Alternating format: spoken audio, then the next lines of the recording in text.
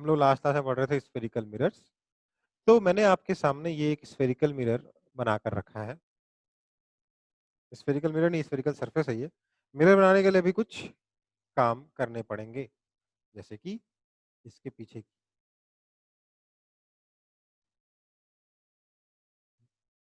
Silvering करनी पड़ेगी। तो हम लोगों ने इसके पीछे सिल्वरिंग कर दी। अब ये अपना स्फेरिकल मिरर बन गया। ठीक है, अब हम लोग इसकी प्रिंसिपल एक्सिस ड्रॉ कर लेते हैं। तो ये हमारी प्रिंसिपल एक्सिस बनी, है ना। क्या करेंगे फिर, इस प्रिंसिपल एक्सिस के ऊपर हम लोग सेंटर ऑफ कर्वेचर मार्क कर देते हैं। अच्छा, एक बात रह गई थोड़ी सी।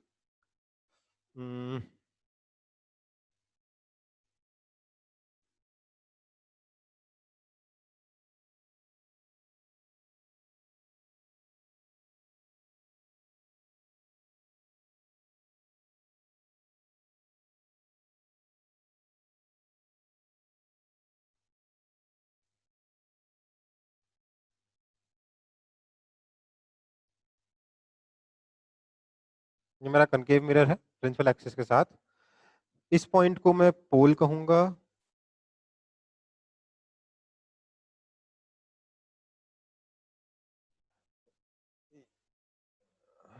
ये वाला पॉइंट मेरा सेंटर ऑफ कर्वेचर है और ये वाला पॉइंट हमारा फोकस है। ठीक है, एक मिनट, फिर से रुक जाइए थोड़ी देर के लिए।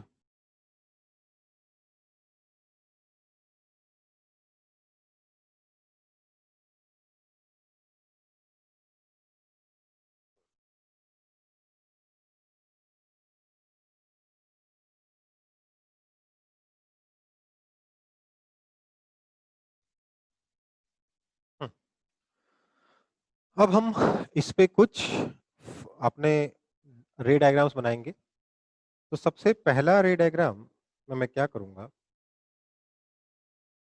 आई will try to make it for an object that is kept at infinity. तो अगर ऑब्जेक्ट इंफिनिटी पे रखा हुआ है तो ऐसे में आपकी इमेज कहाँ बनती है, फोकस पे। हम सबको पता है कैसे बनती है, देख लेते हैं। हम लोग इंफिनिटी से एक लाइट रे प्रिंसिपल एक्सिस के पैरेलली अगर इंसिडेंट करवाएं, तो आफ्टर रिफ्लेक्शन द लाइट रे will pass through this focus, है ना। कुछ इस तरीके की लाइट रे बनेगी। अ, बिना एरो बनाए लाइट रे कंप्लीट नहीं होती, तो अब हम यहाँ पे एरो बना देंगे।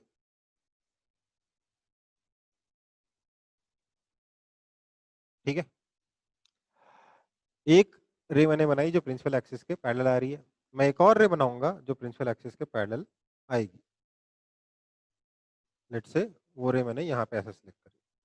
तो हमें पता है कि कोई भी रे जो प्रिंसिपल एक्सिस के पैरेलल आती है, आफ्टर रिफ्लेक्शन दैट रे passes थ्रू द फोकस। सो हम देखेंगे कि हमारी जो दो रेज हैं वो रिफ्लेक्शन के बाद कहाँ पर मिली, फोकस पर मिली। तो जो भी ऑब्जेक्ट इंफिनिटी पर रखा हुआ है उससे रेज पैरेलल आएंगी, and those rays will intersect at the focus, so the image will be formed at focus. So image at focus.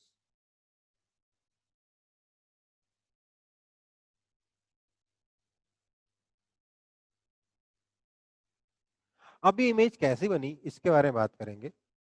सबसे पहली चीज तो ये कि जो इमेज बनी है ये आपकी रियल है, रियल इमेज है। क्यों रियल इमेज है, because the reflected rays are converging. ठीक है, दूसरा, ये जो इमेज होगी ये आपकी इन्वर्टेड होगी। अगर हमारा ऑब्जेक्ट बहुत दूर है, मान लीजिए सन है या स्टार है, तो स्टार की जो इमेज बनेगी यहाँ पे वो इन्वर्टेड बनेगी। तीसरी बात, it will be highly highly diminished. ये बहुत ही ज्यादा डिमिनिश्ड इमेज होगी, मतलब बहुत ही छोटी इमेज बनेगी in comparison to the object. ठीक है, समझ में आया कि नहीं आया? हम्म। Yes sir. तो इस तरीके से हम लोग अपना ऑब्जेक्ट और इमेज बना पा रहे हैं। सॉरी, हमारा इमेज बन पा रहा है इन्फिनिटी पे रखे हुए ऑब्जेक्ट का। ये हमारी दो प्रिंसिपल रेज हमने यूज की, आराम से आंसर आ गया। ठीक है, कोई दिक्कत? No sir. इसको कॉपी कर चुके हो आप लोग, पहले डायग्राम तो बना ही चुके हो। ठीक है, यस सर। दूसरे केस में हम लोग ऐसा ऑब्जेक्ट का इमेज बनाएंगे जो कि हमारे कहां पर रखा हुआ है?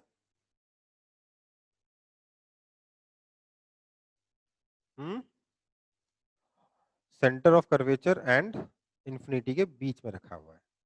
ठीक है,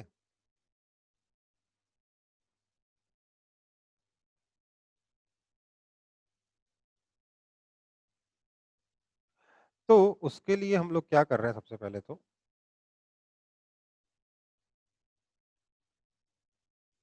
हम्म उसके लिए हम सबसे पहले तो अपना फिर से डायग्राम को क्लियर कर लिए हैं अपना। फिर से मिरर मेरे पास तो है ही। मैंने यहाँ पर सेंटर ऑफ कर्वेचर बनाया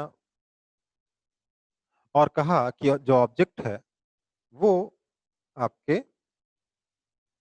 सेंटर ऑफ कर्वेचर और इन्फिनिटी के बीच में है, तो लेट्स से ये हमारा ऑब्जेक्ट हुआ। ठीक है, अब इस ऑब्जेक्ट की इमेज मुझे बनानी है, तो मैं फिर से अपने कुछ स्पेशल रेज जो थे, जो कन्वीनियंट रेज थे, हम उनको ड्रॉ करेंगे। सबसे पहली रे जो मैं यूज कर रहा हूं ये वो वाली है जो कि सेंटर ऑफ कर्वेचर से पास हो रही है।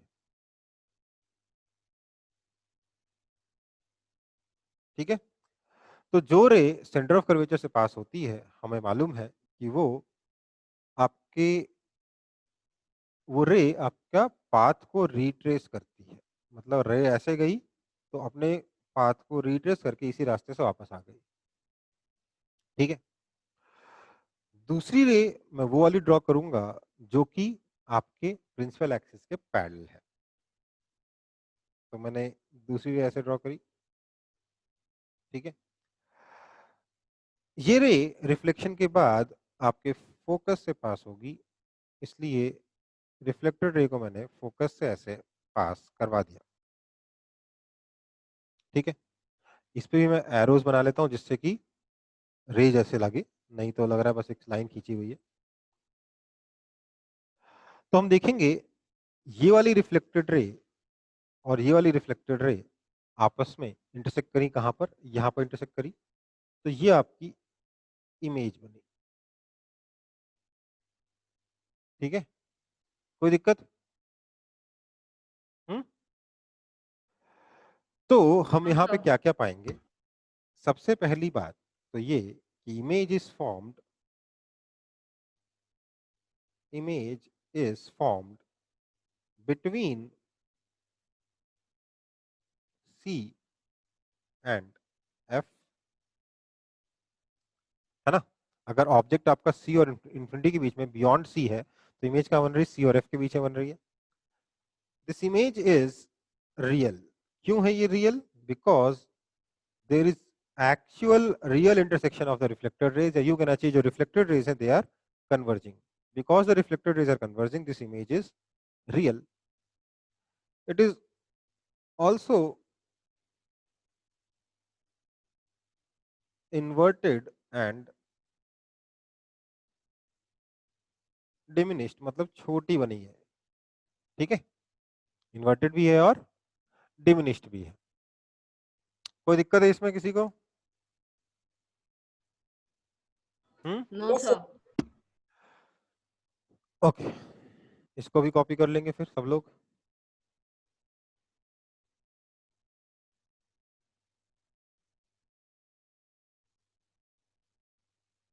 बनाया हुआ है ना आप लोगों ने डायग्राम? Yes, sir. ठीक है, फिर मैं सब हटा दे रहा हूँ। ठीक है, अगला केस मैं ले रहा हूं जिसमें मेरा जो ऑब्जेक्ट है वो रखा हुआ है सेंटर ऑफ कर्वेचर।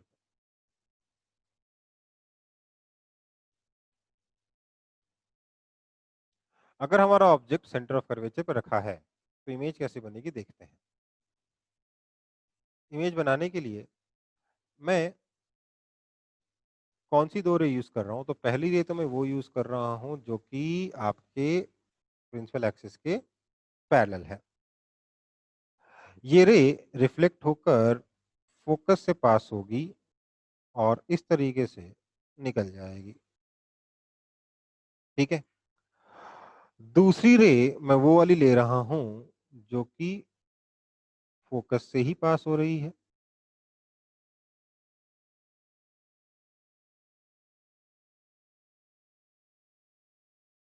ठीक है, आफ्टर रिफ्लेक्शन ये रे प्रिंसिपल एक्सिस के पैरेलल हो जाएगी। ठीक है, थोड़ा फोकस में इंटरसेक्शन नहीं हुआ मुझसे तो इसलिए थोड़ा सा आंसर गड़बड़ हो गया।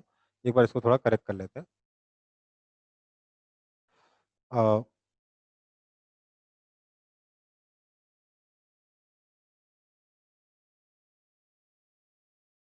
फोकस से पास हुई, after reflection the ray has become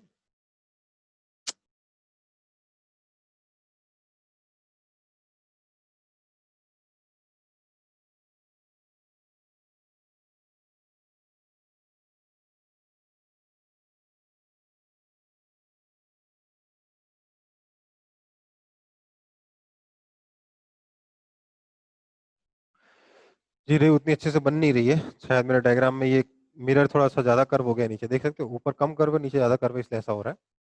इसलिए ये वाला डायग्राम बनाने में अक्सर दिक्कत होती है। ठीक है,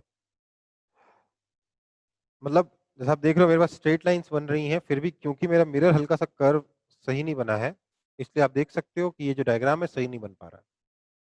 इस तरीके की प्रॉब्लम आप एग्जाम में फेस कर सकते हो ये वाला डायग्राम बनाने के लिए। ठीक है, इसलिए ये डायग्राम बनाने के लिए ना थोड़ा सा, अगर कभी यही वाला डायग्राम बनाने के लिए आ जाए एग्जाम में, तो हम क्या करेंगे, we will have to do some cheat, क्योंकि हाथ से ये वाला डायग्राम अच्छे से नहीं बनता है। हम इसके लिए क्या करते हैं ना, हम मैं तो इस फोकस को हटा देता हूँ। ठीक है, फिर मैं क्या करता हूँ, हमेशा मैं स्कूल में, घर पे, क्लासरूम में हमेशा ऐसे ही करता हूँ। क्यों? क्योंकि ये डायग्राम बनाना थोड़ा सा मुश्किल होता है। तो मैंने यहाँ पर एक ऑब्जेक्ट लिया। ठीक है, उसी के सेम साइज का मैं इमेज पहले बना देता हूँ। थोड़ा सा छोटा हो गया, मुझे पता है यहाँ तक बनाना है। हम्म,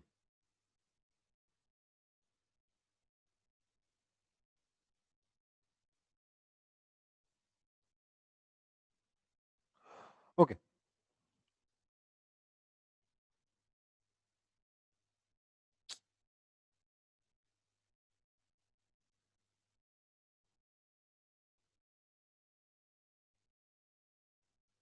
ठीक, अब ठीक है। अब क्या करूंगा मैं एक रे यहाँ से ऐसे ड्रॉ कर दूंगा,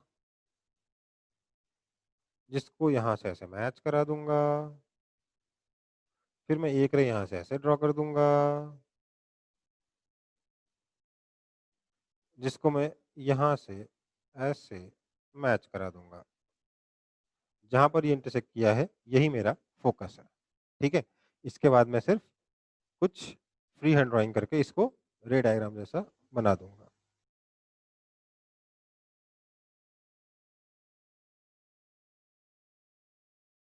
समझ में आ रही बात? कोई दिक्कत? No, sir. No sir. देखो, this is more of a cheat जो मैंने अभी आपको बताया है। क्यों?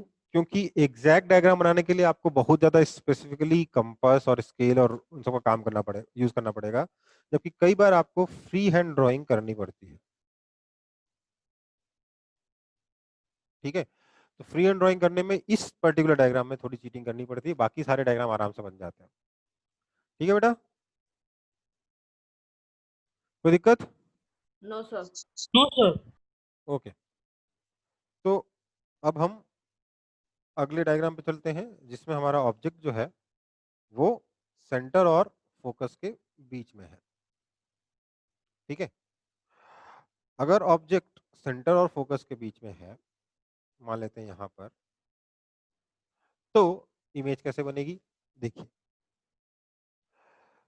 मैं एक रे वो लेता हूं जो कि प्रिंसिपल एक्सिस के पैरेलल है। After reflection it will pass through the focus, something like this.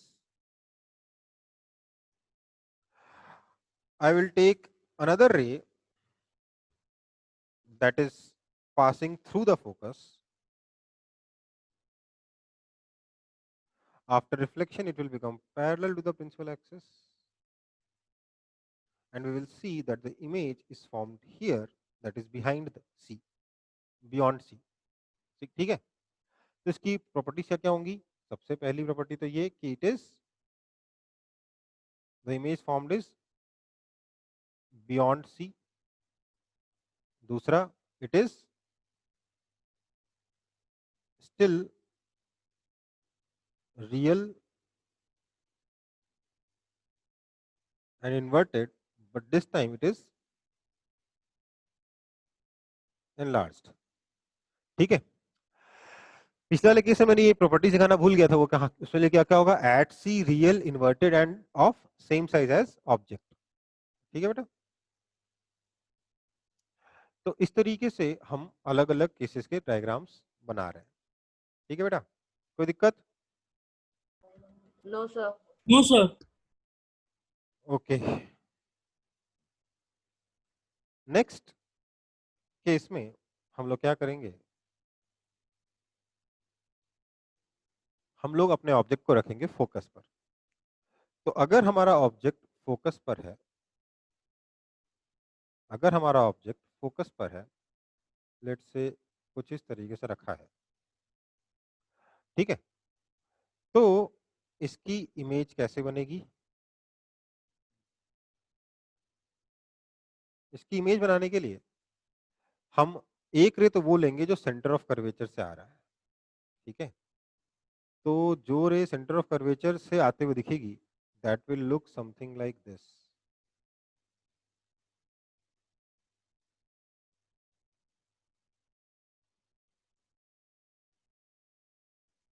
ठीक है, मैं इस रे को पीछे की तरफ एक्सटेंड करना चाहूंगा।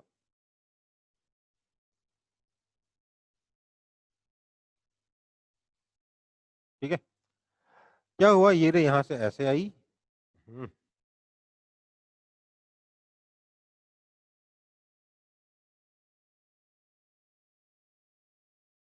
ये रे ऑब्जेक्ट से ऐसे आई, रिफ्लेक्ट होके वापस इसी पाथ के अलॉन्ग चली गई, मतलब सेंटर ऑफ कर्वेचर से पास होते हुए चली गई। दूसरी रे में इस ऑब्जेक्ट से ऐसे निकालूंगा प्रिंसिपल एक्सिस के पैरेलल, प्रिंसिपल एक्सिस के पैरेलल नहीं बनी, वापस बनाता हूं।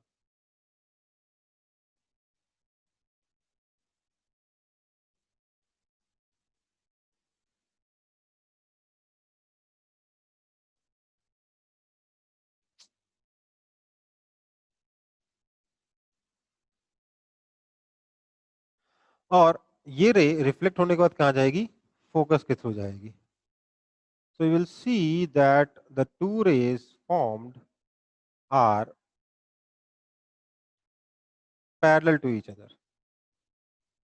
ठीक है, ये हल्का सा पैरेलल नहीं बन रहा है क्योंकि ये वाली जो रे जो मैंने पहले बनाई है वो हल्की ऊपर की तरफ चली गई है, इसलिए आपको देखने में लग रहा है कि ये रे पैरेलल नहीं इसके, बट सही से बनाओगे तो these two rays will be parallel and image will be at infinity. Image at infinity. This image is, देखो इन्फिनिटी पे है इसलिए रियल है कि वर्चुअल है बताना इम्पॉसिबल है, बट फिर भी हम लोग इसको रियल मान रहे हैं। ऐसे बता दूं, ना तो ये रियल है ना वर्चुअल है, क्योंकि रिफ्लेक्टेड इज ना कन्वर्जिंग है ना डाइवर्जिंग है, वो पैरेलल है। दूसरा, इट इज हाईली enlarged। तीसरा, इट इज इन्वर्टेड। सच्चाई ये है कि ये इन्वर्टेड और रियल, ये दोनों ही गलत बात है इसके बारे में। ठीक है, ये दोनों ही बातें गलत है। ना तो ये इन्वर्टेड है, ना तो इमेज इन्वर्टेड है कि इरेक्ट है ये मालूम है, ना ही ये रियल है कि वर्चुअल है ये मालूम है। क्यों? क्योंकि इमेज इन्फिनिटी बनी है, किसने जाके देखा। ठीक है, और सच्चाई ये है कि फोकस के अगर जस्ट इधर होगा तब तो रियल और इन्वर्टेड बनेगा, और जस्ट उधर होगा तो वर्चुअल और इरेक्ट बनेगा। ठीक है, इट डिपेंड्स ऑन ऑब्जेक्ट जो है वो फोकस के जस्ट लेफ्ट में पड़ा है या जस्ट राइट पर रखा है। एग्जैक्ट फोकस पर रखा है तब तो इमेज एग्जैक्ट इन्फिनिटी, अगर एग्जैक्ट फोकस पे रखा है तब तो इमेज एग्जैक्ट इन्फिनिटी बनेगी। इसलिए रियल या इन्वर्टेड के बारे में बात करने का कोई मतलब नहीं है। ठीक है बेटा, ये भी कॉपी हो गया। Yes, sir. Yes, sir. Okay, ठीक है। अगर ऑब्जेक्ट फोकस और पोल के बीच में रखा है तब क्या होगा? अगर ऑब्जेक्ट फोकस और पोल के बीच में रखा है तो मैं एक रे वो सिलेक्ट करूंगा जो कि फोकस से आते हुए लग रही है।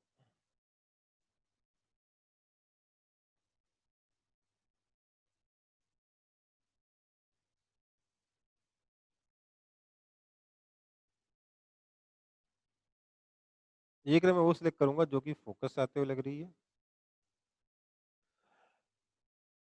So it will become parallel to principal axis after reflection. ठीक है, एक और रे हम चाहें तो सेंटर वाइज ले सकते हैं, पर वो बनाने में क्या है, स्केल के बिना बहुत कंफ्यूजन होगा। तो मैं काम कर रहा हूँ, दूसरी रे वो वाली ले रहा हूँ जो कि पोल पे आ रही है। तो आफ्टर रिफ्लेक्शन ये वाली रे ऐसे जाएगी, और हम पाएंगे कि हमारी जो इमेज है वो यहाँ पे बनी। This image is behind the mirror.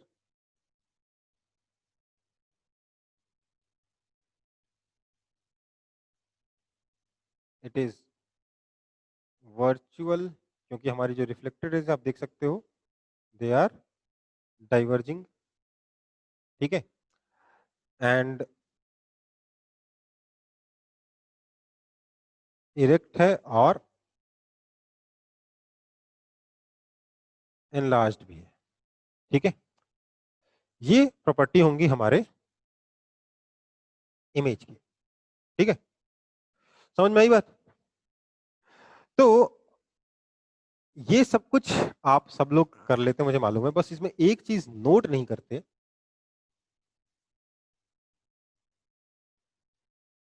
कि हमारा जो कनकेव मिरर है, इसके सारी इमेज तो बना ली हम लोगों ने। So concave mirror never forms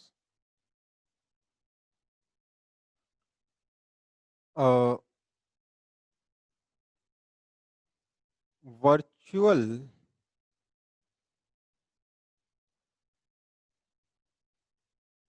diminished image. मैं ये पॉइंट क्यों लिखा रहा हूं? क्योंकि अगर कभी क्वेश्चन में दे दिया जाए कि जो मिरर है, सॉरी जो इमेज है वो वर्चुअल है एंड डिमिनिश्ड है, तो आप क्या बोलोगे? आप बोलोगे इसका मतलब मिरर कनकेव नहीं हो सकता, कन्वेक्स होगा। ठीक है, ये पहला पॉइंट है नोट करने लायक। दूसरा पॉइंट एक और है जो यहाँ पे नोट करने लायक नहीं उतना, बट फिर भी बता देता हूँ कि रियल इमेज जो है हमेशा इन्वर्टेड होती है, और वर्चुअल इमेज हमेशा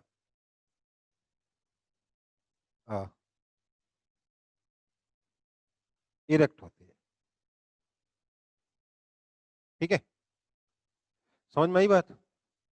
तो अगर आपसे कोई बोले इरेक्ट प्लस डिमिनिश्ड, ये इमेज क्या कनकेव मिरर बनाता है? तो हम बोलेंगे नहीं बनाता।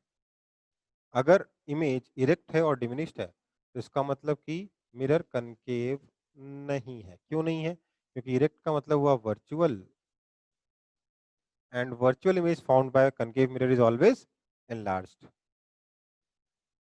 ठीक है, कोई दिक्कत है इसमें? No sir. सब कुछ क्लियर है ना ये वाला, इस पोर्शन में, कंस्ट्रक्शन ऑफ रे डायग्राम्स में? Yes, sir. Yes sir. Okay बेटा।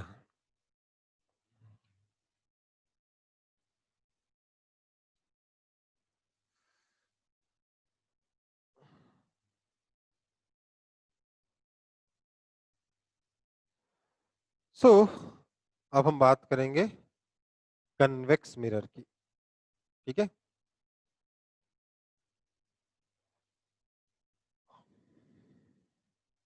आपका जो कन्वेक्स मिरर है वो कैसा होता है? कन्वेक्स मिरर क्या हुआ?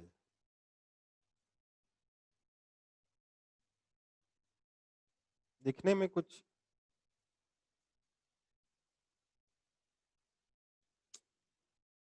एक सेकंड,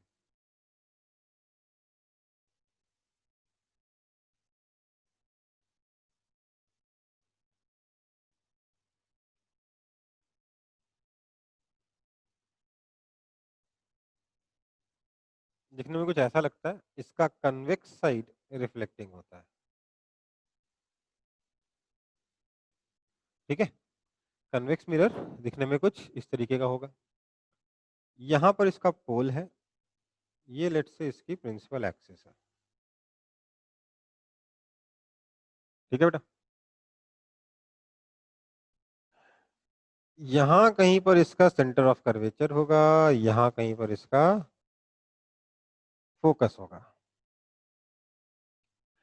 इसके सामने ऑब्जेक्ट को रखने का एक ही तरीका है, क्या? इसके सामने रखो।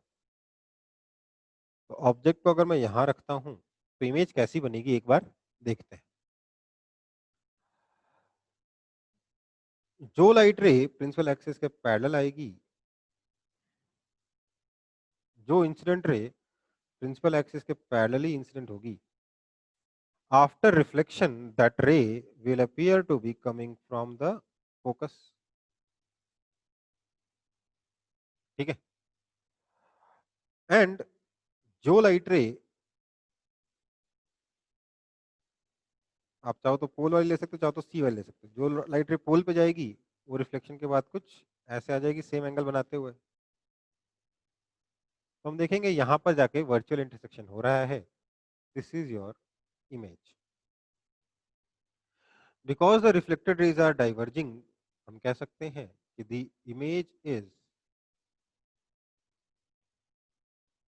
सबसे पहले we can say that the image is virtual.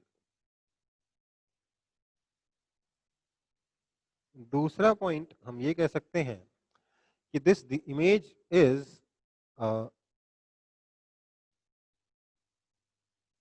Erect and diminished. एक और बात, it is behind the mirror. ठीक है, तो ये हमारे इमेज की कुछ प्रॉपर्टीज होंगी बाय कन्वेक्स मिरर। तो the image formed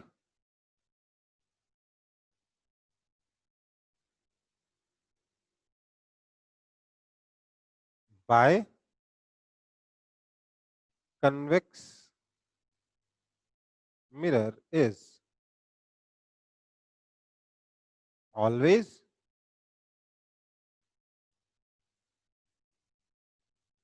virtual and diminished. ठीक है, तो सिर्फ इमेज कैसी है ये देख के आप बता सकते हो कि मिरर कौन सा होगा। ध्यान दीजिएगा, जो कनकेव मिरर था उसमें कभी भी वर्चुअल एंड डिमिनिश्ड इमेज नहीं बनती थी, और कन्वेक्स मिरर हमेशा सिर्फ वर्चुअल और डिमिनिश्ड इमेज ही बनाता है। तो सिर्फ इमेज की क्वालिटी देख के, इमेज की प्रॉपर्टीज देख के हम बता सकते हैं कि मिरर कौन सा होगा। हाँ या ना? बता सकते हैं कि नहीं? Sir. कोई दिक्कत है?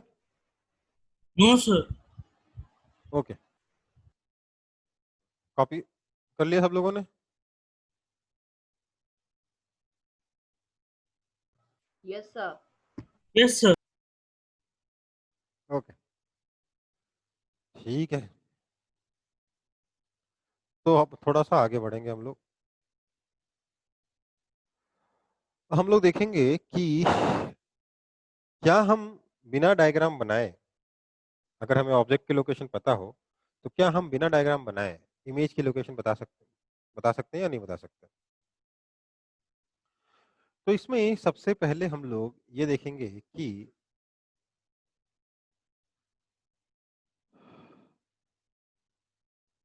हमारा जो क्या बोलेंगे,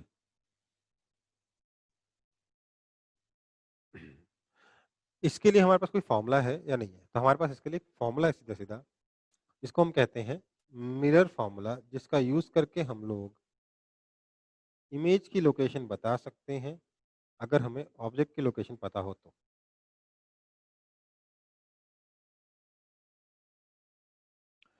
मिरर फॉर्मूला क्या कहता है? मिरर फॉर्मूला कहता है कि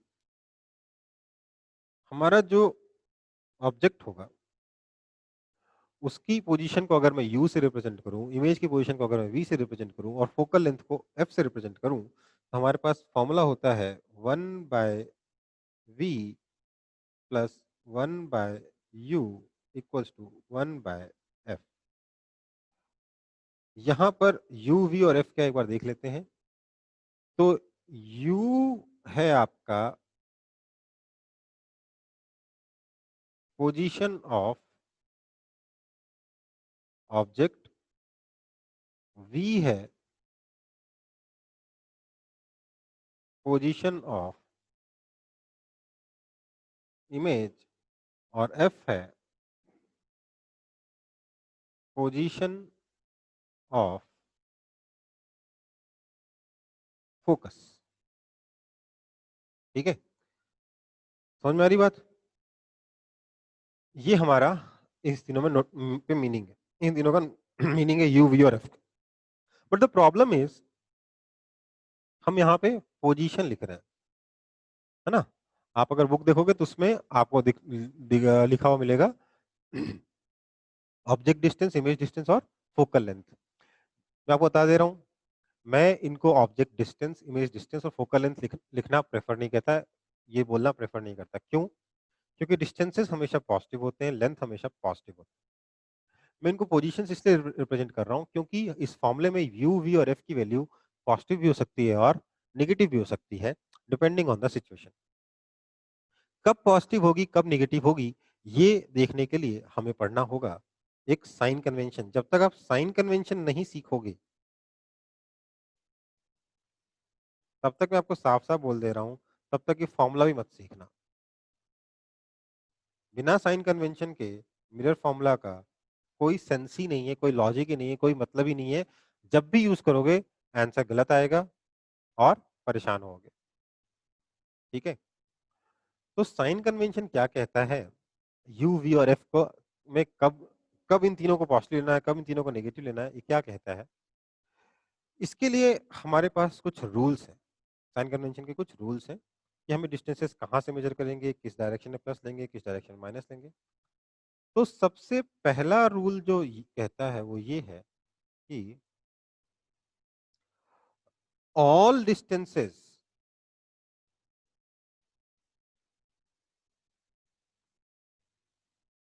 आर measured from पोल, जितने भी डिस्टेंसेस हैं सब के सब कहाँ से मेजर करोगे आप? पोल से मेजर करोगे, अलोंग प्रिंसिपल एक्सिस, और प्रिंसिपल एक्सिस के अलोंग मूव मेजर करोगे, ठीक है। चाहे आप V मेजर कर रहे हो, चाहे U मेजर कर रहे हो, चाहे F मेजर कर रहे हो, तीनों को आप पोल से ही मेजर करोगे। ये तीनों डिस्टेंसेस आप पोल से ही मेजर करोगे और प्रिंसिपल एक्सिस के अलोंग ही मेजर करोगे। दूसरा, distances measured in the direction of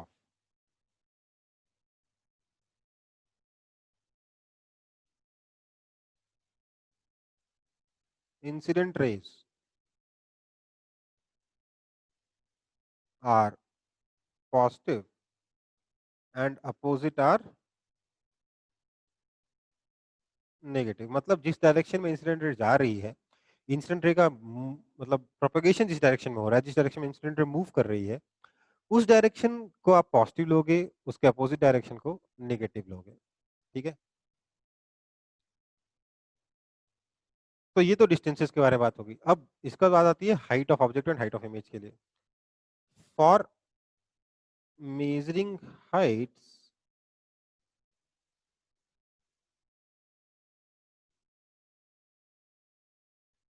distance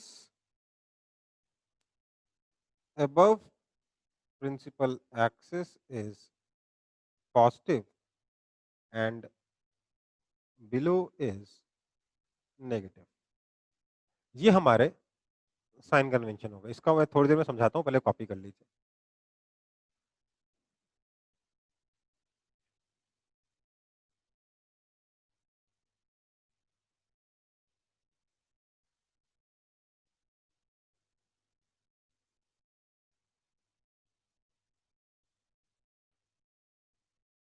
copy हो गया?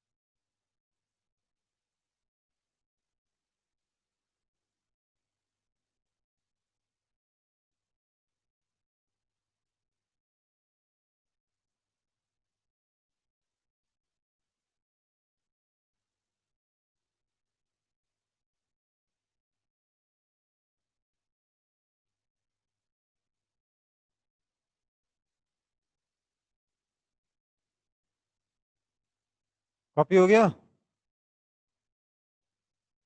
कोई तो बोल दो। Yes, sir. मैं आगे बढ़ रहा हूँ फिर। देखो, प्रिंसिपल एक्सिस के पैरेलल डायरेक्शन को हमने सॉरी, हम लोगों ने जो भी डिस्टेंस मेजर किया प्रिंसिपल एक्सिस के लॉन्ग मेजर किया। इसका कहने का मतलब क्या है? लेट्स से ये हमारे पास एक मिरर है। लेट्स से मैं कनकेव मिरर ले लेता हूँ।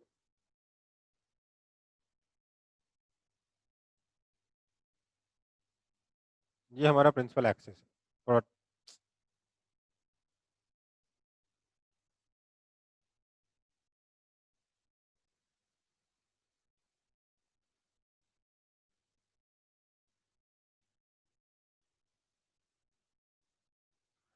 ठीक है, ये हमारा प्रिंसिपल एक्सिस है। इधर कहीं पे आपका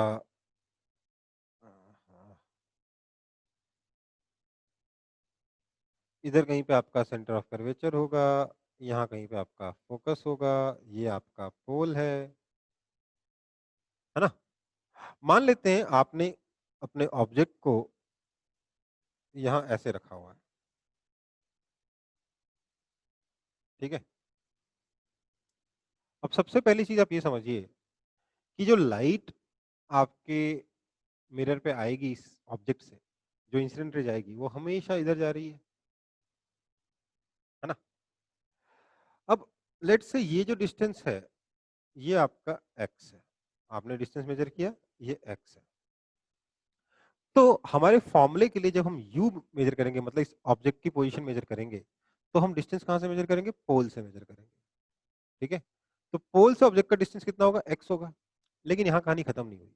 अब हम बोलेंगे इंसिडेंट रे तो ऐसे जा रही थी ना, उस डायरेक्शन जा रही थी, इसलिए हमारे मिरर के हिसाब से इंसिडेंट रे के डायरेक्शन को हम पॉजिटिव लेंगे, मतलब पोल से इधर की तरफ पॉजिटिव लेंगे, इधर की तरफ नेगेटिव लेंगे। ध्यान दीजिएगा, इंसिडेंट रे के प्रोपगेशन के डायरेक्शन को पॉजिटिव लिया, इंसिडेंट रे जहां से आ रहा है उसको पॉजिटिव नहीं लिया, इंसिडेंट रे जिधर जा रहा है उधर पॉजिटिव लिया है। ठीक है, तो अगर ये मेरा ऑब्जेक्ट है तो मैं कहूंगा कि इस केस के लिए u कितना होगा? तो u हो जाएगा आपका -x। मिरर फॉर्मूले में u कितना हो जाएगा? -x। ठीक है, लेट से ये जो हाइट आपने मेजर की है y है, तो हम यहाँ पे ये कह सकते हैं कि हाइट मेजर करने के लिए हाइट ऑफ ऑब्जेक्ट कितना हो जाएगा? प्लस y, क्योंकि प्रिंसिपल एक्सिस के ऊपर प्लस, नीचे माइनस। इस डिस्टेंस को अगर मैं z कह दूं तो इस केस में क्योंकि ये फोकस है, हम ये लिख सकते हैं कि फोकल लेंथ कितना हो जाएगा? -z। क्यों? मेजर किया जाएगा पोल से फोकस लेफ्ट साइड में है, राइट साइड का पॉजिटिव, लेफ्ट साइड का नेगेटिव है। इनफैक्ट एक चीज आप नोट कर सकते हो हमेशा के लिए कि for concave mirror f is always negative. ठीक है, कनकेव मिरर का देखिए हमेशा ही इंसिडेंट रे इधर से आएगी, फोकस हमेशा इधर मिलेगा, तो f हमेशा ही नेगेटिव होगा। ठीक है, इस केस में अगर मैं इमेज की लोकेशन देखूं तो इमेज बनेगी यहां पर। इस डिस्टेंस को अगर मैं लेट से l कह देता हूं तो मैं यहां पे कहूंगा कि जो v है, v कितना हो जाएगा? v हो जाएगा -l, क्योंकि पोल से लेफ्ट में है, लेफ्ट साइड में नेगेटिव है। अगर इसकी हाइट को हम लोग a से रिप्रेजेंट करें तो हाइट ऑफ इमेज में लिखूंगा यहाँ पे माइनस है, क्योंकि नीचे की तरफ है इसलिए माइनस हो जाएगा। ये हमारे साइन कन्वेंशन का मीनिंग है। समझ में आया साइन कन्वेंशन की नहीं समझ में आया? Yes, sir. अगर आप कभी भी मिरर फॉर्मूला लगाना चाहते हो तो आप इस केस में जैसे मैंने साइन कन्वेंशन का यूज करके यू वी और एफ लिखा है, उसी तरीके से आप यू वी और एफ लिखोगे, तभी आप मिरर फॉर्मूला लगा के जो अननोन है तीनों में से, यू वी और एफ में से जो भी अननोन है उसको कैलकुलेट कर पाओगे। अदरवाइज सारी मेहनत बेकार है। ठीक है, लगे हाँ तो हम एक फॉर्मूला और पढ़ लेते हैं मैग्निफिकेशन का, उसके बाद न्यूमेरिकल हम लोग नेक्स्ट क्लास में करेंगे। तो मैग्निफिकेशन क्या होता है बेटा? मैग्निफिकेशन का मतलब है कि आपका जो इमेज है वो ऑब्जेक्ट के मुकाबले कितना ज्यादा बड़ा है। इसको हम रिप्रेजेंट करते हैं m से। ये होता कितना है?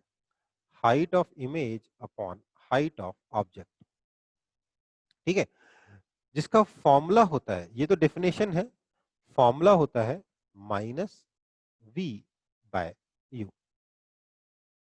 अगर v और u दोनों सेम साइन के होंगे तो इमेज हमेशा, तो मैग्निफिकेशन हमेशा नेगेटिव होगा, मतलब इमेज हमेशा इन्वर्टेड बनेगी।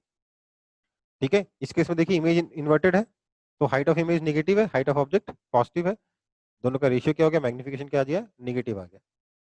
इस केस में अगर आप देखोगे तो v भी नेगेटिव है, u भी नेगेटिव है, तो v/u पॉजिटिव हो गया, -v/u फिर से नेगेटिव हो गया।